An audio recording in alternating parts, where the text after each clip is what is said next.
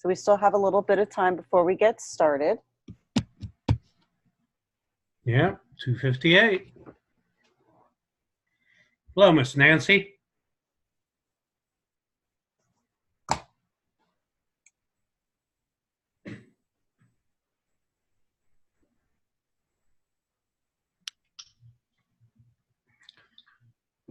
Hey, Nancy. Yes. I think a number of my solicitations are getting blocked, so I'm actually starting to mail some. Oh, okay. USPS. We'll see what Right. results I get with Let me that. know. That's kind of on my list of things to do too. Yeah. I've got all these people to follow up with from presentations I had done at Clark Construction in the past. So that's, there's something about opening a letter too that I think people like. Yeah, it's they don't get too many anymore with the proliferation of emails. Right. I think that people are just blocking them out or just deleting them with all the rest. I get so much spam stuff now. It's Right. amazing. And I do know because I have a separate email, because I have another part-time job, and they screen everything out. So I think the big companies are using those screens. I don't think our stuff, some of that stuff ever gets through. I think that's probably a real challenge, Tom. Yeah, so I mean, I used to use USPS letters when I started 10 years ago, and I'm starting to mail some again. The difference is they're now 55 cents a stamp. I know. I calculated that too. I was doing something. I said, well, 55 cents, we've got to consider that. But, considering what you could potentially get for strategic planning, it's worth it. Yeah, and for 55 cents, I'll take that risk. I sent Wendy an email, and I'll send it to you. I was curious, so I Google everything, and I came across this kind of a forum about what one charges for strategic planning. Because, we talk about 5,000 or 3,500, whatever, and you kind of go in with a flat figure. Well, this particular person calculated strategic planning based on 1% of a quarter of 1% of the sales. And if it's a very small company, you start with $10,000 and then do a quarter of 1% of the sale. And I thought, well, that's interesting. That creates a sizable number to start with. And what I want to try with the client or prospect I have is say, this is kind of what the going market rate is. Let's look at you and get them to give me a figure rather than me going in and say, I can do it for this. Well, I do mine for 15,000, and that's low. Is that for any size, even for a startup? I'll make an adjustment, but I say I charge 15,000 and see where they gasp or if they gasp. Now, and that's because I'm in Little Charleston. That's what the market bears. But if you're in D.C. or Boston or Chicago, you'd probably be 25,000. That's what he said for like $1 million companies. And the one that I'm meeting with on the 5th of September has done $6 million. So I can go higher. But I thought I would kind of toss out this big figure because I really want to hear what their perceptions are. I want to talk about the value.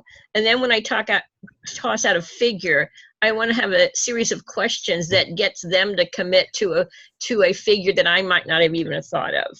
That's kind of I haven't tried it yet, but that's my mindset. Okay, it's 3:01. So, Miss Wendy, you want to do the intro, or what do you want to do? Well, Tom Leonard and I are going to double team this. Tom's going to be walking you through P&Ls for small businesses, and I will be the mechanics behind the scenes. That's because Tom is technologically challenged as usual. Gerard usually helps me, so today it's going to be Wendy that's going to help me through that. So welcome to all of you to today's Learning Lab. It's P&Ls for small businesses. And I'm going to start with a little bit of background on how I'm leading this particular session.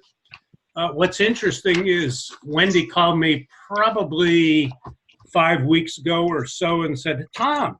So first she sent me an email and I didn't, and then she called. So she says, Tom,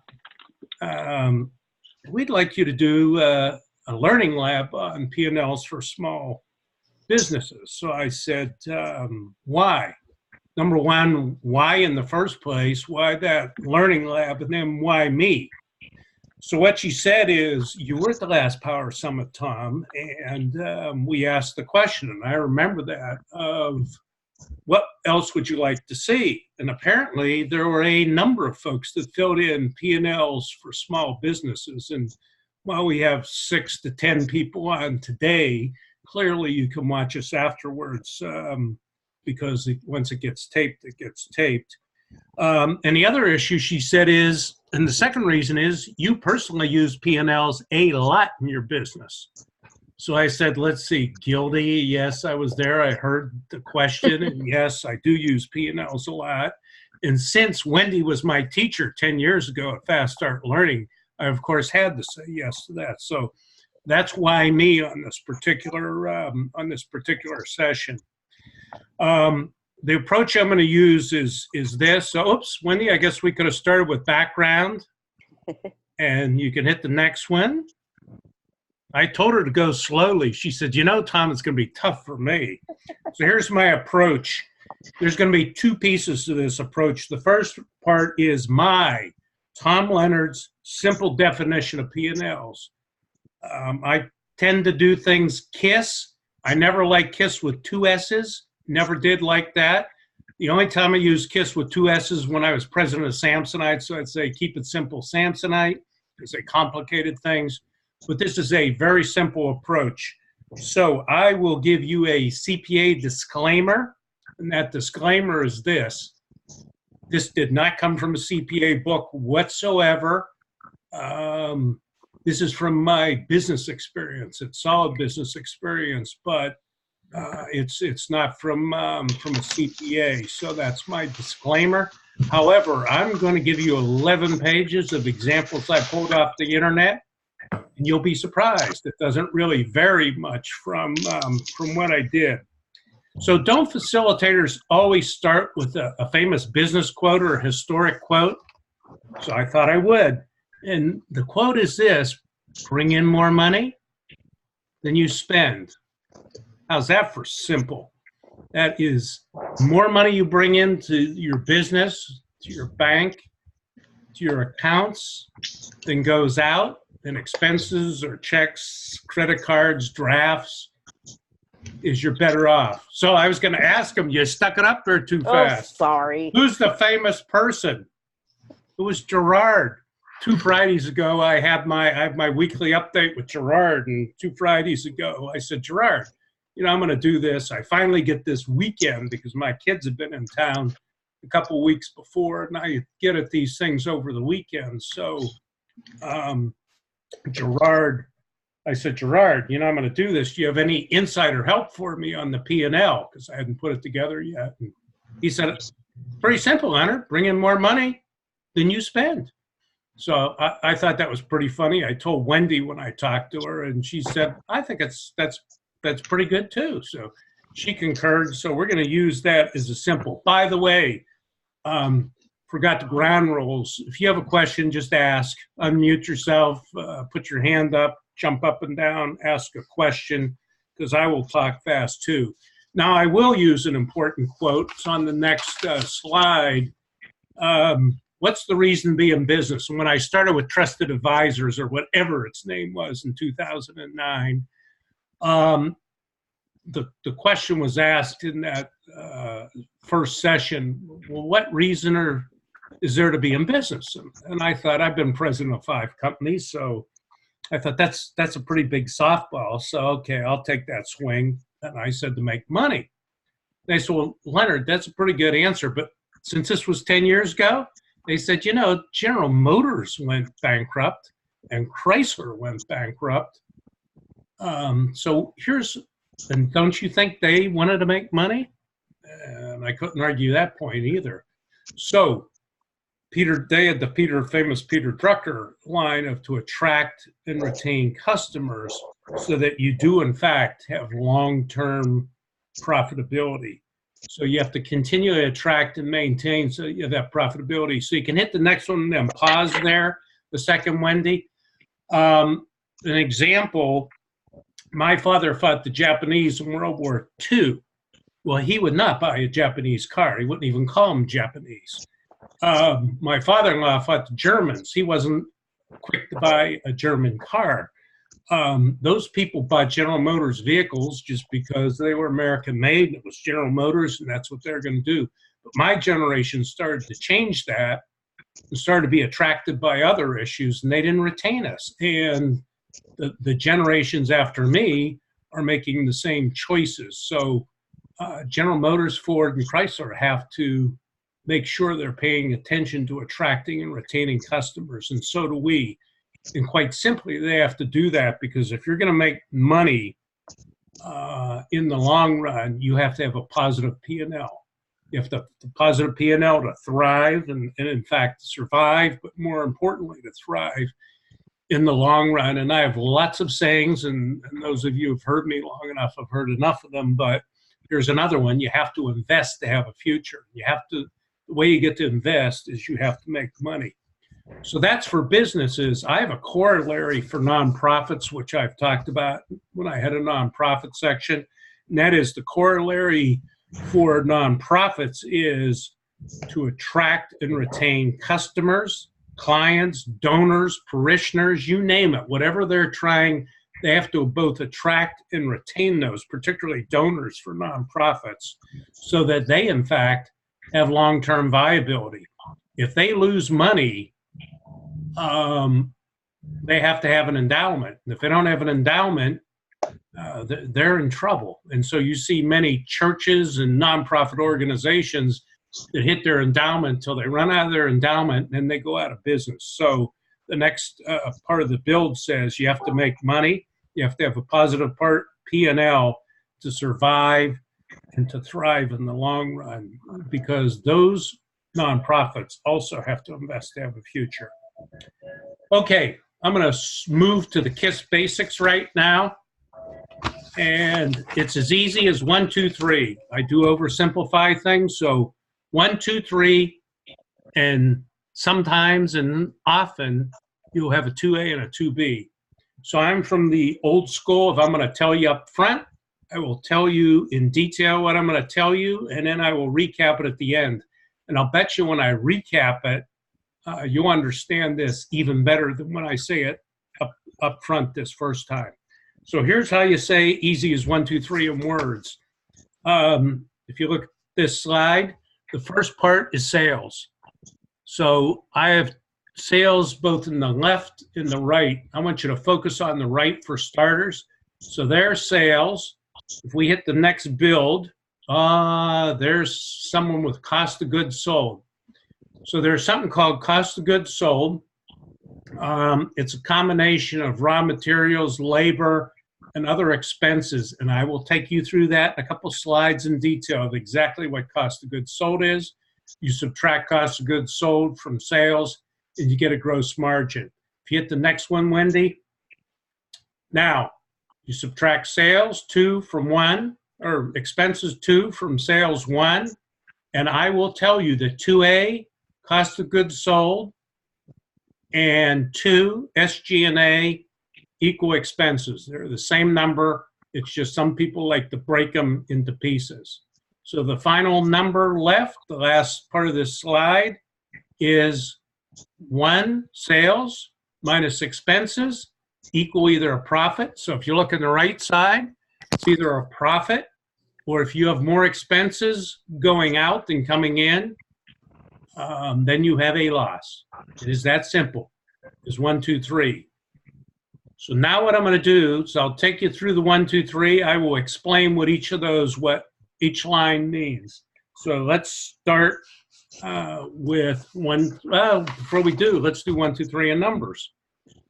So here's the same 1, 2, 3. Say sales were 100%. The dollars will be 100%. The percentage is off to the right. Next slide. Now, cost of goods sold. In this particular case, cost of goods sold 600. So the gross margin's 400. Same as the last page, but we got numbers in them. Next one is your expenses. So the expenses on the right side is $880. Your SG&A on the left side is $280. If you take the $600 for cost of goods sold And the 280, you will find they add up to 880, which is the same as the expenses on the right.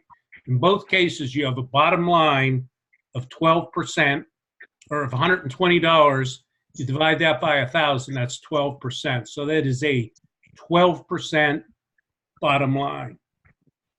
So let me take you through this in detail now.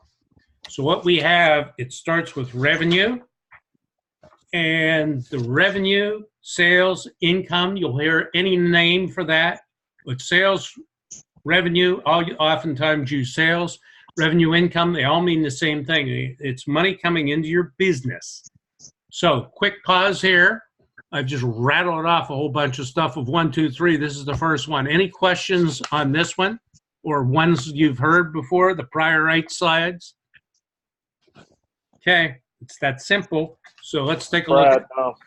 Huh? Brad? Brad, no questions. Okay, welcome aboard, Brad. Tom, it's Andrew here. Just a quick comment. When you had up at the tag, you had COGS and you had labor as well. I think we should stress that as direct labor related to the process. Here's the perfect page for that. So if you use COGS, and many companies, especially the larger ones, do that. So hit the next build, please. So if they start with COGS, what it equals is raw materials. So you'll add anything if I missed it here, Andrew. Raw materials plus the labor directly attributable to those products. And I'm going to give you an example of this. And then any other overhead that may come in. So just stop there while I explain this, Wendy. So I was president of Samsonite Luggage. If we made a hard side suitcase, what went into that hard side suitcase was ABS material. So the ABS, the cost of the raw material for the plastic, for the hard-sided luggage went into it. We also had, and if you had to form that plastic, you just bought it raw, and when you formed it, there was a cost that went with that. We also had magnesium frames. That cost of goods had to go in there, plus the freight that it took to bring it in. We also had latches. We had handles. We had wheels. All that was cost of goods sold. And then we would run them down a production line just like Henry Ford would run Model Ts down a production line. We would run a suitcase down a production line. So it was all the labor that was directly attributed to that specific piece of luggage. We could figure out exactly what that was. That was Taylor's Law, time, motion, study. You could figure out what the costs were and spread them over those employees. And then you had supervisors, and if those supervisors managed 3 lines, 3 of 15 lines or something like that, we would put his expenses and allocate that into the overhead also. So that became cost of goods sold. Did I miss anything out of that, Andrew? No, I think you're fine there. I mean, sometimes perhaps going into too much detail, you may take the space as well into consideration. Yeah. Yeah, you can put anything in. Some people have gone as far as taking, if they advertise a specific person, to put it in a specific product, they tend to put it in. I don't ever do that. I leave that to SG&A. So it's a matter of how fine a company wants to go. But the short of it is, the simple definition is cost of goods sold, and it's generally those 3 elements that and under overhead, it's just not just managers, it's anything else they want to put in, as Andrew is indicating. So when you subtract COGS from sales, you get a gross profit, and you can figure out what the margin is. You can figure out what the margin is on that one. Okay, then what you do is subtract expenses from that. So that's on the next slide, on slide 11. So you subtract expenses or SG&A. For small companies, you simply take the expenses away, which we did before. So whatever is not revenue, what comes in is a cost, and that's what goes out. If you think about it, EX means to go out. Expense is money that goes out. Export are products that go out. If someone's an expat, they used to be from the country. So X is what goes out. So it's quite simple. It's what comes in sales and revenue. What goes out is an expense. That's simple. Okay, next, if the company does use gross profit margins or cost of goods sold, then you subtract, once you get the gross profit margin, you subtract SG&A expenses. Before you hit the next one, Wendy, who wants to tell me what SG&A expenses are? I don't know. General and admin. Say again? General and admin, sales, general and admin expenses. That is Yeah, correct. selling, general and admin, yeah. Yep. Hit the next slide and you'll see. So SG&A is sales. Now I put a / marketing because in this case, marketing goes together. So your marketing expenses go together with sales. General and administrative costs. What's that? Well, what about HR? What about finance? What about the top bosses? Where do they go? They go under SG&A. These are expenses that you cannot attribute directly to the product. So I was talking about one hard side suitcase, might have been a 26-inch suitcase. How do you tell accountants account for all the products that we sell? Hard side, soft side, business cases. So sales sell everything. Sales, your marketing expenses go across. That's why I said some people have gotten as picky as to try to get, if they have a marketing campaign on a specific product, to load it up. But I don't do that. I just spread marketing because it helps build your brand if you do proper marketing. So HR, finance, accounts receivable, any of the areas like that that cannot be directly attributed to the cost of the product are SG&A. Okay, so that it's that simple to explain that one. So unless any questions, we'll go to profit or loss. So the profit is the balance of 1 minus 2 equals 3. Easy as 1, 2, 3. So if 1 flows in more than 2 flows out, then you have a profit. If 1 is less than what goes out, you have a loss. That relatively simple. So easy as 1, 2, 3. Sales minus expenses equals either a profit or a loss, and sales minus COGS equals a margin, and then you subtract SG&A and you get your profit and loss. Okay, now it's recap time. So we'll tell you what we told you up front. So here's 1, 2, 3 in words. So you have sales. If you hit the next one, if you do use COGS, you're going to get a cost of goods sold, or a gross margin, I should say, from your cost of goods sold. And then you subtract either SG&A from the left column, expenses from the right, and you get a profit. That's simple. Now here it is in numbers again. There's the 1,000 in sales. Here's your COGS, and I'm going to explain that one. What you have next is SG&A, and you have a cost of 120 or a profit of 120. So pause on that.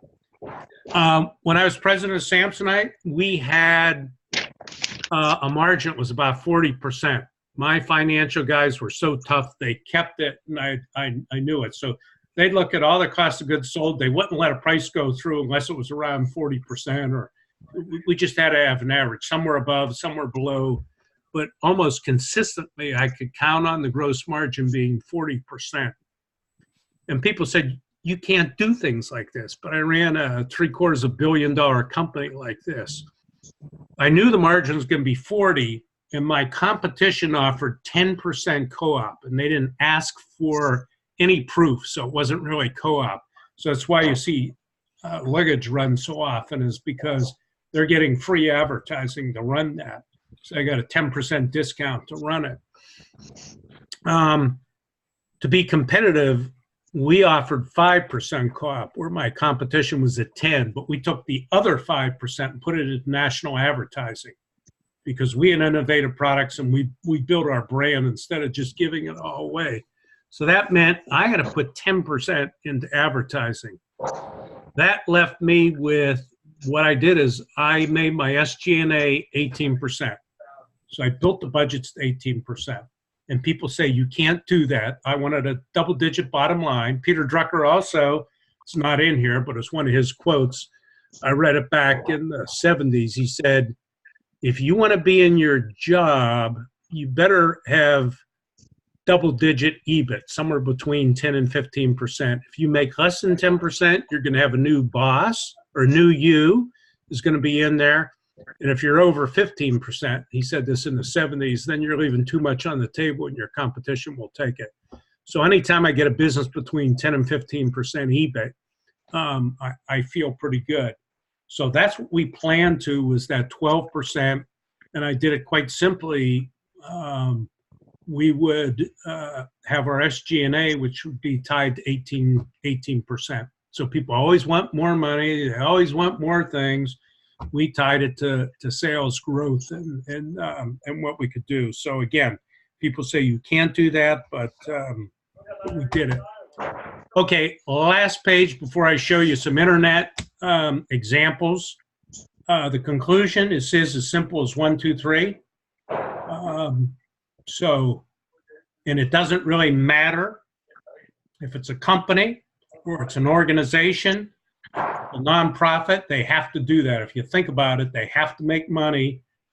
And my nonprofits get it after I sort of talk them through this a little bit. In fact, one of the ones I was talking earlier with Nancy that I did a strategic plan with, she said, I need 2 goals for a strategic plan.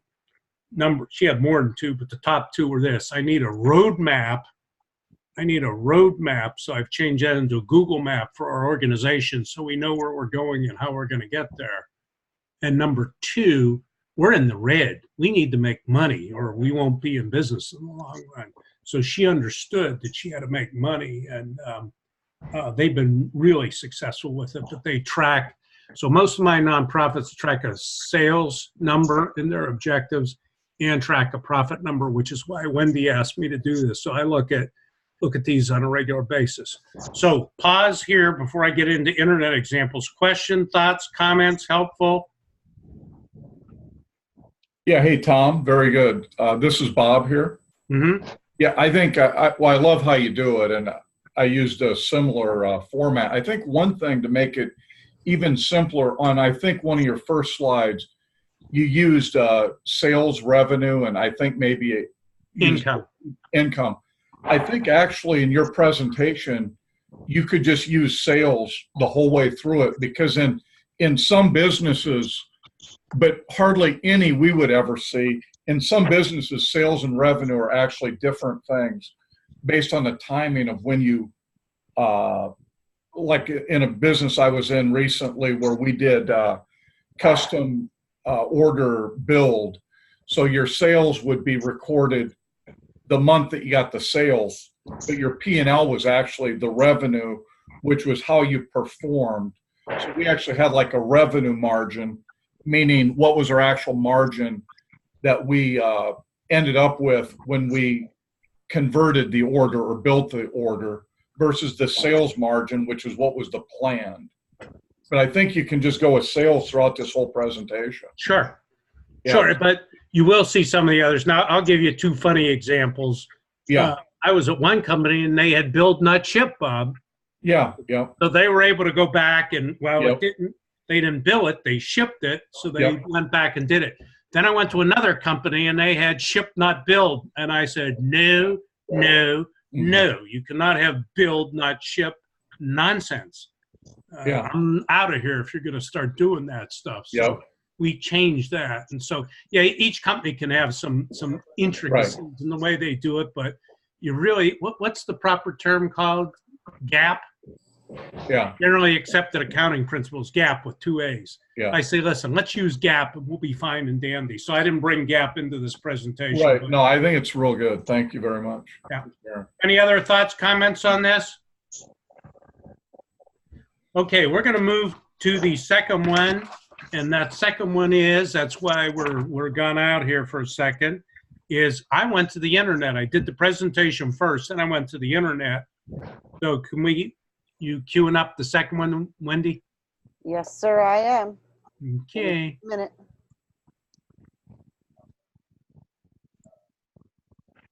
Aha. So you're going to have one of those ones with a scroller on it. So this is. Hold on, I'm trying to make it a little bigger. Can you see?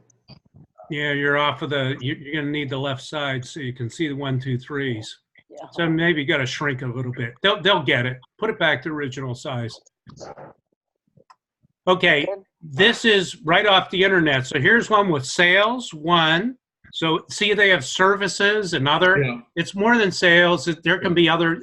You can have services. For example, I do a lot of stuff with talented advisors, but I get other stuff. So I have other consulting that I do. Sure. That comes into my sales line, and I guarantee I track my own P&L. So the next is expenses, and here's an example of account. These are all different types of expenses that people track, and if you think about it, they're not things that you can put across all your products. So interest, expenses, you can see what's in there, printing, etc., telephone. You can't spread those, so those are your expenses too. And then you have profit. So that's on page 16, as you see there. So let's move to one that has 2A and 2B in it. So this is another wholly different example. But this one, see, this one uses revenue, Bob. That's why I'm saying I'm use all three. Yep, I see. Revenue, and then it has, so it calls total revenue, because this is less returns and allowances. It's a net sales, which you have to do. I didn't get into that intricacy here. Right. You have cost of revenue, which is 2A, and then you have a gross revenue, and then you have your operating expenses, which you see there, which leads to an operating income. And then if you keep scrolling, Wendy, see down here, there's a bunch of other complicated things you can do, but I left this presentation as for small businesses, easy as 1, 2, 3. You stop. It's called operating companies. It's called EBIT, earning before interest and taxes. It's called earnings. It's called profit. You call it any number of things. It's as easy as that. 1, 2, 3. This next one, and Wendy, thank you. I had these like horizontal like this, and Wendy made them so they are vertical. So I don't know how you did that, but I appreciate that. Thank you. So this one has sales, and it has less cost of goods sold. So 2A, we popped off here for a second, but it will come back.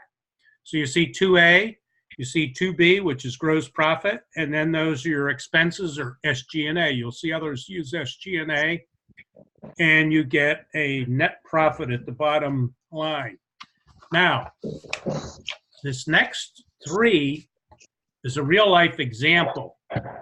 So this is with one of my customers. It's an architectural company. I blotted it out to protect the innocent. This is a company I did a strategic plan with, and we did it back in 2015 and 16, and he had lost money in 2015. So in 2016, 15, 16, we put the strategic plan in, and he made money in 2016. So if you look down at the bottom there, where I have the numbers, the top is just the month of December. So let's focus on just the bottom here, year to date. You can see that he went from losing money in 2015. That's not showing. I don't want to show it. In 2016, his sales were 1.9 million. His gross profit was 618, which was 33.1%.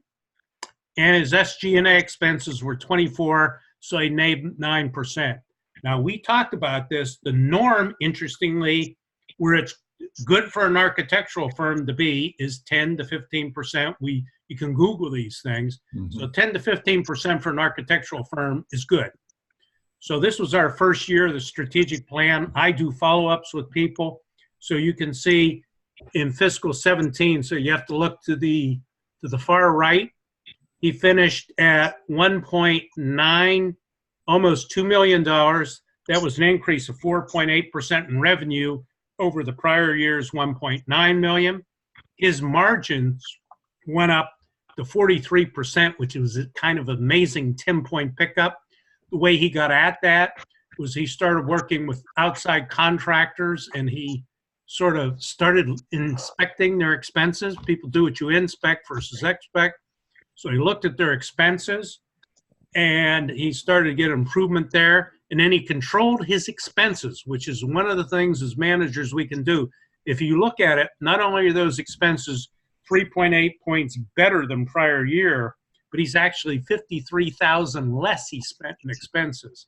I forget how he did that, but he got by with it. So he finished the year at 22%. He paid his people a bonus of 75,000 split. There's like 5 of them or so. And so that's the difference there. And he still ended up with an 18.3% bottom line. Unless any questions on that one? No, very good. Okay, we will move to the next year, which is 2018, back down the bottom where the numbers are. So you can see that's where he finished in 2017. Look in the middle column in this case. The middle column was actually where they finished. So they finished at 2.1 million or 2.066. That was up another 5% in revenue.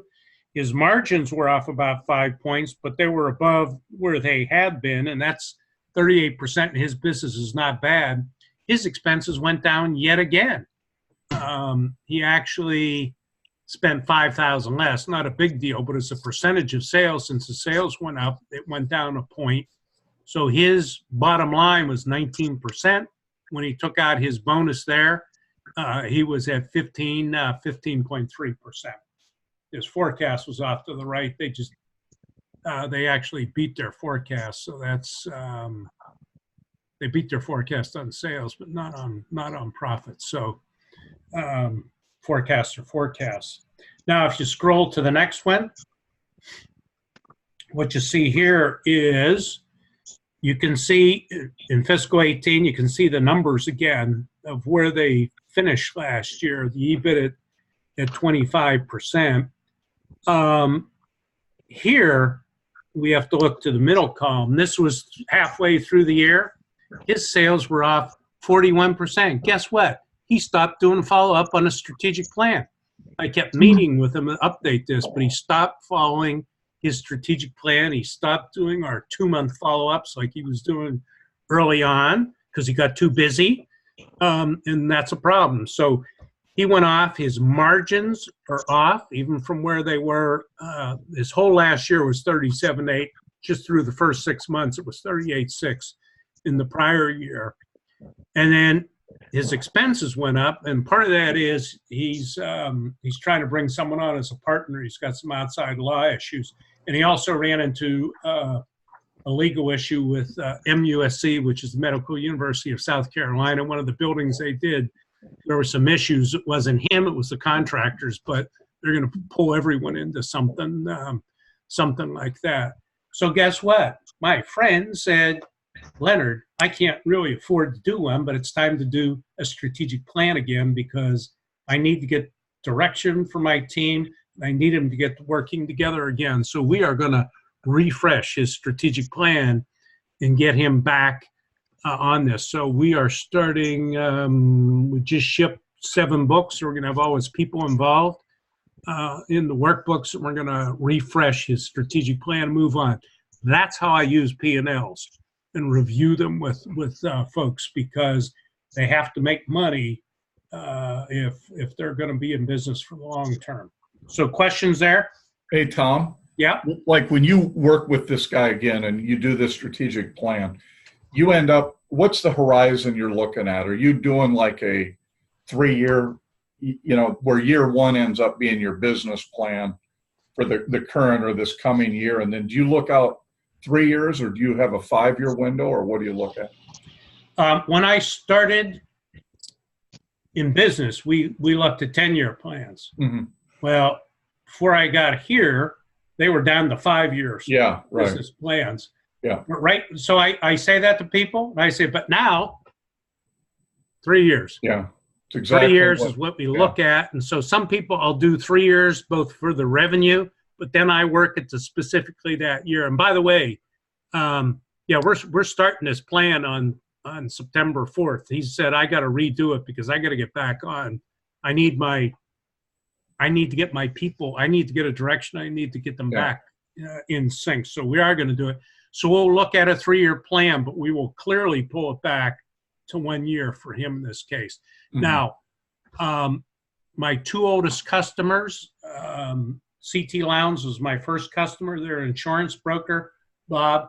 I've done them 10 straight years. We've updated the plan every year for 10 years. And when I was president of Samsonite, we updated it. We looked out into the future, but we updated it every year. So Right. I've done 10 straight years. And when we finish with CT Lowndes like clockwork, we set a meeting for 2 months off. Home Telecom is a local telecommunications firm. I've done them 8 straight years, and we do the same thing. I just get in touch with the president's administrative assistant, and we book it for 2 months out, like clockwork. And we've updated that plan 8 times. Yeah. But we absolutely look at their revenue, their profits, their expenses where appropriate. Those go into the objectives part, or what our books call mission. I just happen to call objectives, since I'm a Peter Drucker fan of management by objectives. And I call our goal achievement sheets management by objectives. No big deal. Okay? So let's take you through a couple more examples, and then we will finish up. Tom, perhaps just in managing expenses, I think it's worthwhile to stress that budgeting as well. A lot of companies I find, they look at their expenses, but they don't actually budget them. I don't know how you see that, but perhaps you might spare a couple of... You should absolutely budget them. I'm a believer in that. When I was at Procter & Gamble first, everyone had budgets and you knew what to do. And in fact, we had a bonus that was based on hitting our team number, and you get a 5% extra if you would operate within your expenses. When I went to Wilson Sporting Goods, they didn't give budgets to the sales guys. Why? Because sales guys can't control their budgets. I said, bullshit. So I gave budgets to all my guys, and of course they controlled them. When I went to Samsonite, I went in as VP of marketing, and I said, what the hell is this? What's the sales meeting in my budget for? They said, well, because those sales guys can't control the expenses. And I said, what do you mean they can't control the expenses? So we put it in marketing because you can control it. I said, I'll tell you why you can't control it. Because if it's in my budget, they'll spend whatever the hell they want to spend. I says, no, we're putting them in their budget. So I've put budgets anywhere I've ever been right to the people, and you have to have a budget. And that's why I said for Samsonite, I controlled the 18% overall SG&A, and then we would look at past. I made people look 5 years back at what they had spent and what they really needed when I did a budget. Budgets are very important to go over. And you saw from that example, the architect, boy, they make a world of difference. You control your expenses. And oh, by the way, if I showed you Home Telecom, they've done a great job of controlling their expenses too. Their sales keep going up. They're in the telecommunications business. They have a compound growth rate of 6%, when most telecommunications companies I don't have a home line. They don't have landlines, so they're going backwards. These guys are growing 6% a year. They have an interesting strategic plan, but they control their expenses really well, and they keep growing 6%, so they have a nice bottom line. Okay, so yes, put a budget expense into anyone. Now, not everyone has the discipline, Andrew. Not everyone has the discipline to follow up on these meetings either, which is what's happened with my architect friend, but that's why he's back. Any other questions before we finish up? Okay, what you see in front of you, look at this. This is an example. Can you move back up to the top on that one? Yep. This is from the small business, from the U.S. government for small business. It's our example. I just went to the internet, printed these rascals off. So here's sales, less cost of goods sold equal gross margin. You can see less what I call SG&A expenses, leads to total expenses, and they call it net profit. So here's another one, but you got to scroll down a little bit. I mean, it was on Investotopia.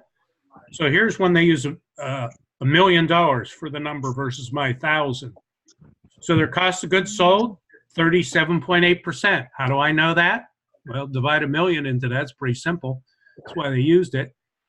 So what was left, if you subtract that cost of goods sold, you see they have an amazing margin of 62%. You subtract your expenses. So expenses are on the bottom of page 23. So you see advertising, etc. And then, so the total expenses are $400,000. Sounds like big expenses, but that's 40%. You subtract that from 60%, and they got a 22% profit line. That's a nice position to be in. So I think we have one or two more. This one you have to scroll for a bit, I think, to get to it. Yep, there it is. There's total revenue at $1 million, or 100,000 in this case. There's cost of goods sold. Look at this. They are making 80% gross margin. Their expenses are only 30%, so they have a 50% bottom line. What's that old Gershwin song? Nice work if you can get it. If you can get it, show me how. Get a 50% bottom line, but okay. Apparently that's what that one is. So that leads us to our very last page. That's it. Oh, that is the last page. That's it. Questions? It's easy as 1, 2, 3. Laura. No, I'm good. Okay. Oh, you popped up on the screen. That's why I said it. Okay. Hey, Tom, this is Glenn. Yeah? What does those recaps or reviews consist of? Say that again. The recaps or reviews that you do, you said you've done some with existing customers for the last 10 years? I sent you some of those, didn't I, Right. Glenn? Yes. That recap, notice on there, I probably should have sent you somewhere it has sales numbers on it Mhm. and profit numbers on it. That's that recap sheet. So I recap their vision. It's part of the strategic plan, their vision, their values. And then I have their objectives, which generally will have sales. Some of them track gross margins, some of them track expenses, but I have them all track profitability. Right. And some track cash flow too, which is my 3 key elements are sales, profitability, cash flow. If they want to do gross margin and expenses, I do that. I have one advertising firm, and he has 9 objectives, and they're all metrics on numbers. They even they want to track turnover of their employees. They want to have 85% retention. So you can track what you want, but I always make sure people track sales and marketing, and that sales and profit, I mean, but those come from the P&L.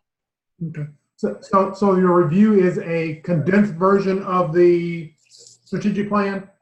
What I do when I do a strategic plan follow-up Right. is I use that recap sheet first, and then I launch into the goal achievement sheets, or management by objectives. I call them both.